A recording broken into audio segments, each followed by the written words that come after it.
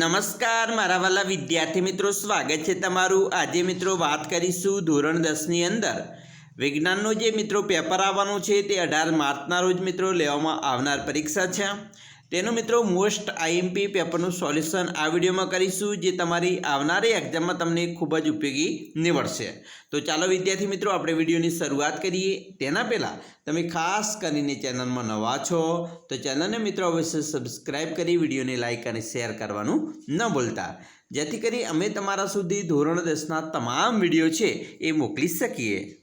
તો વિદ્યાર્થી મિત્રો, આપણું જે પેપર વિજ્ઞાનનું આવવાનું છે તે કુલ 80 ગુણનું હશે અને 3 કલાકની અંદર આ પેપર મિત્રો પૂર્ણ કરવાનું છે, જેની અંદર અલગ અલગ પ્રકારની સૂચનાઓ પણ આપેલી છે। ખાસ કરીને મિત્રો સૂચના પણ તમારે વાંચવી જરૂરી છે। જ્યાં આકૃતિ દોરવાની છે ત્યાં આકૃતિ પણ મિત્રો દોરવાની છે અને તે પેન્સિલની મદદથી આકૃતિ પણ દોરવાની રહેશે। તો ખાસ હવે આપણે વિભાગ નંબર A થી વાત કરીશું। વિભાગ નંબર મિત્રો એની અંદર જોઈએ તો તમને 1 થી 24 સુધીના પ્રશ્નો પૂછવામાં આવનાર છે, જેમાં મિત્રો પ્રત્યેક પ્રશ્ન દીઠ તમારો 1 ગુણ રહેશે। એટલે કે વિભાગ નંબર A છે એના કુલ ગુણ કેટલા હશે? 24 છે। સૌપ્રથમ મિત્રો પ્રશ્ન છે તેની અંદર વિકલ્પ સ્વરૂપે 1 થી 6 સુધીના પ્રશ્નો પૂછાવાના છે। પહેલો વિકલ્પ છે કે બટેટાની ચિપ્સ એટલે કે કાતરીના પેકિંગમાં ઓક્સિડેશન થતું અટકાવવા માટે પ્લાસ્ટિક બેગમાં કયો નિષ્ક્રિય વાયુ વપરાય છે? તો અહીંયા તમને 4 ઓપ્શન આપેલા છે, તો તેમાં જવાબ આવે છે નાઇટ્રોજન। નાઇટ્રોજન નામનું નિષ્ક્રિય વાયુ વાપરવામાં આવે છે। બીજું છે બ્યુટેનોન 4 કાર્બન ધરાવતું સંયોજન છે, જેમાં કયો ક્રિયાશીલ સમૂહ હોય છે? તો મિત્રો બ્યુટેનમાં કીટોન નામનો ક્રિયાશીલ સમૂહ જોવા મળે છે। ત્રીજું છે નીચે આપેલું સમીકરણ સાચું બને તે માટે મિત્રો સાચો વિકલ્પ તમારે પૂર્ણ કરવાનો છે।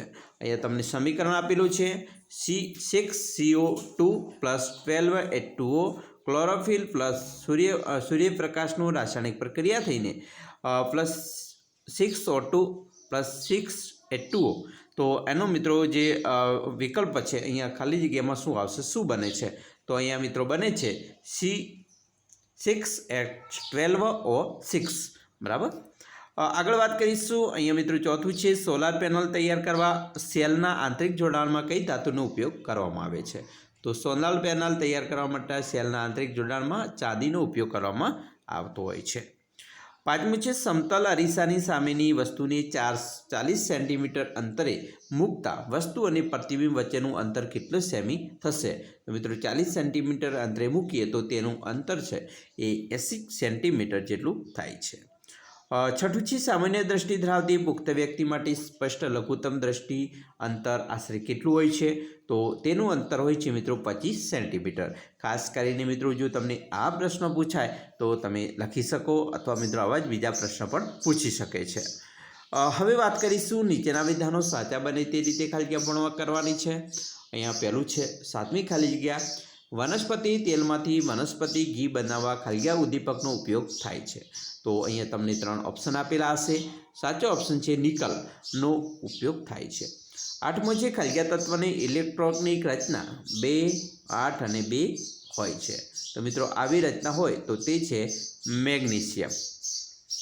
9મો છે નીચે આપેલા પરિપથનું સમતુલ્ય અવરોધ ખાલી જગ્યા થશે? તો અહીંયા મિત્રો સમતુલ્ય અવરોધ છે જે આકૃતિ છે તેમાં 4 ઓહમ થાય છે।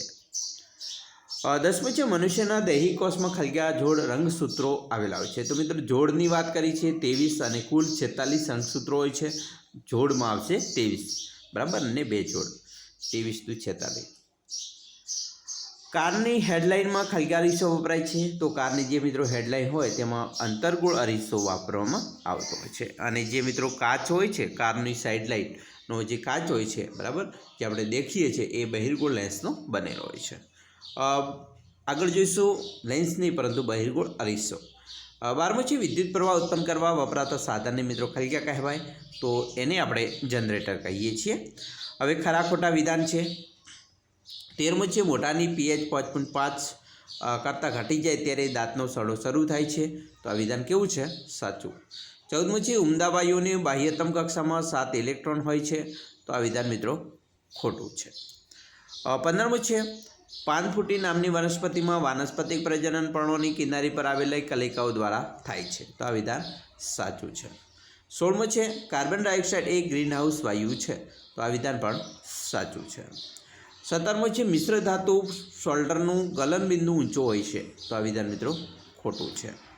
18મું છે એબ્સિસિક એસિડ વૃદ્ધિ પ્રેરક અંતઃસ્ત્રાવનું એક ઉદાહરણ છે, તો આ વિધાન પણ ખોટું છે.